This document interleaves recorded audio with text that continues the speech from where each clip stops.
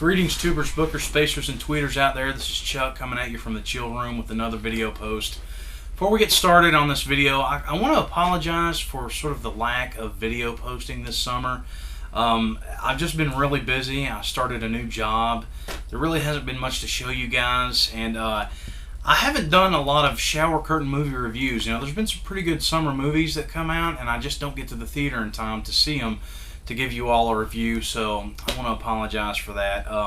You know, this time next year, I don't know, maybe around spring next year, I may do like a season finale and just take a break over the summer. I don't know. What do you all think? Anyway, but yeah, I want to apologize for the lack of posts, and also for the lack of shower curtain movie reviews. So, since I haven't done very many shower curtain movie reviews, I wanted to do a video of my top 5 favorite monster movies. That's right, my top 5 favorite monster movies.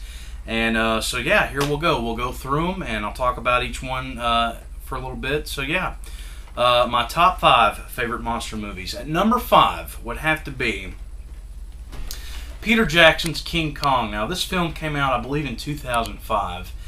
And, you know, I never saw the original King Kong. I claim to be a film buff, but I never saw the original King Kong. I'm sure it was great. I know they did a remake in 1979, and I've got that on VHS somewhere around here, but I don't know. And I still haven't seen that. This is the only version of King Kong that I've seen. And I really like this film. You know, basically, if you haven't seen it, a group of people go to this island. They discover the giant ape, King Kong, and they capture him, bring him back to the States to sort of be like a sideshow attraction, and he breaks free and runs amok on New York City and swats at airplanes and poops. No, he doesn't poop, but anyway, if he did, it would be pretty horrific.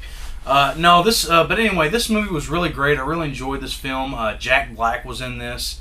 And I thought he did a really good job. He was sort of out of his element. Didn't, you know, it's not the typical Jack Black role at the time for him to play. He played I think the manager of the sideshow or whatnot.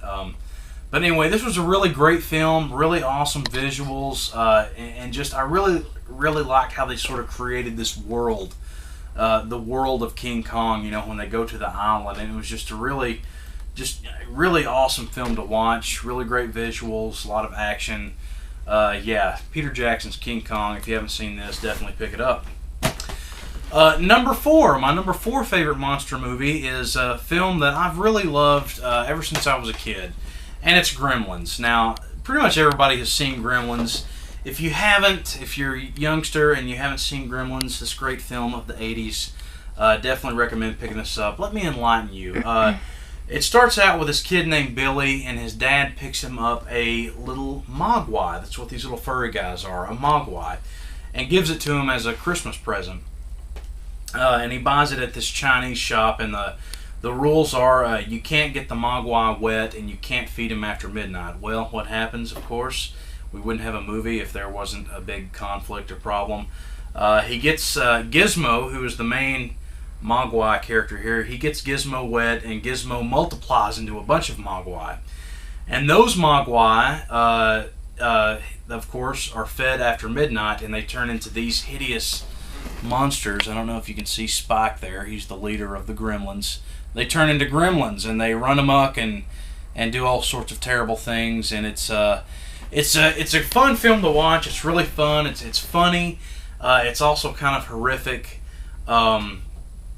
Corey Feldman is in this movie, one of his earlier roles when he was just a kid, and it's just a really fun movie to watch. Great movie of the 80s. I've always loved this film. If you haven't ever seen it, definitely pick up Gremlins. They made a sequel to this, Gremlins 2, and you know, it was okay, but like most sequels, I don't think it was as good as the first. But yeah, Gremlins is definitely one of my favorites. Pick it up if you haven't seen it. Really fun film to watch. I still love watching it today. My number 3 favorite monster movie is a movie that I picked up at a convention, like a comic book and sci-fi sort of geeky kind of convention thing that Jamie and I go to every year.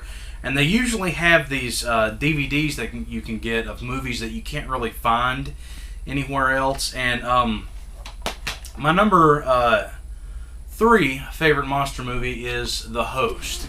Now, This film, I was walking through the convention, and they have a TV set up with these movies playing that you can see, and it just sort of, this movie was playing, and it just sort of caught my eye, and I stood there and watched it for a little bit, and I was like, wow, I really want to watch this movie.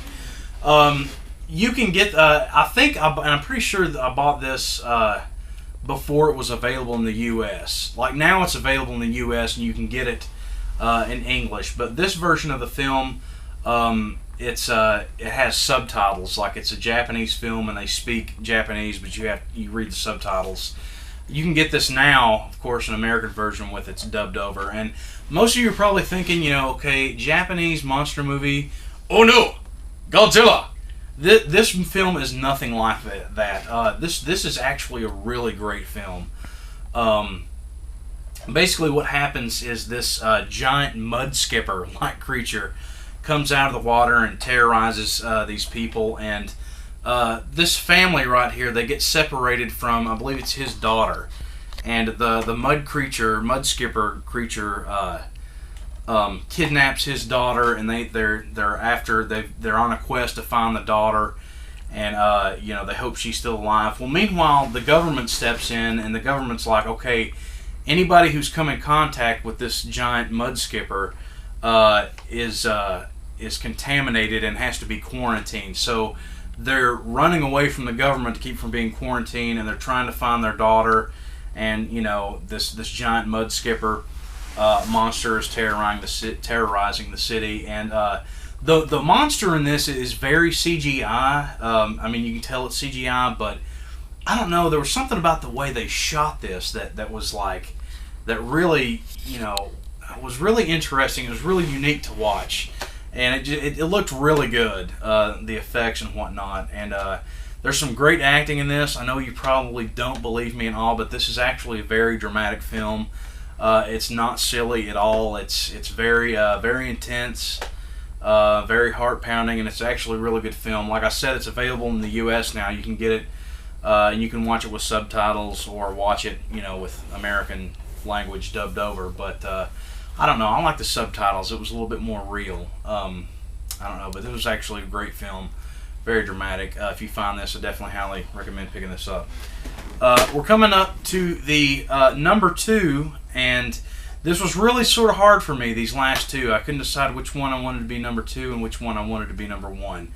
But I made my decision, and I'm going to go for it. My number 2 favorite monster movie is, now I don't have a cover for this, because I bought this at Hollywood Video, and as you all know, Hollywood Video, they're all going out of business, and this was a rental copy, so I've got this generic sort of copy, just The Mist.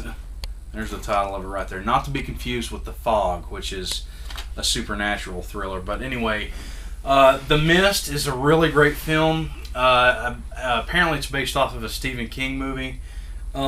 Basically it tells a story of this guy and his son, and they go to the supermarket, and this mist, or this really thick fog or whatever, kind of takes over the town, and the town people are in the supermarket, and they know something's out there in the mist. It's a monster or something, and so they're in the supermarket, and they're like, what do? We're trapped in the supermarket, but we don't know what's out there. And I'm not going to give away the ending of this film, but I don't know. I saw this on TV. One day I was bored and I came on TV, and I was like, I guess I'll watch this. And I was really surprised by this movie. This movie was an excellent movie. Thomas Jane was in this. Some of y'all might know him from The Punisher. And Jamie's telling me we have 1 minute left, so I'm going to go ahead and cut this video off. Stay tuned for part 2 to see what my number 2 favorite monster movie is. So here we go. See ya.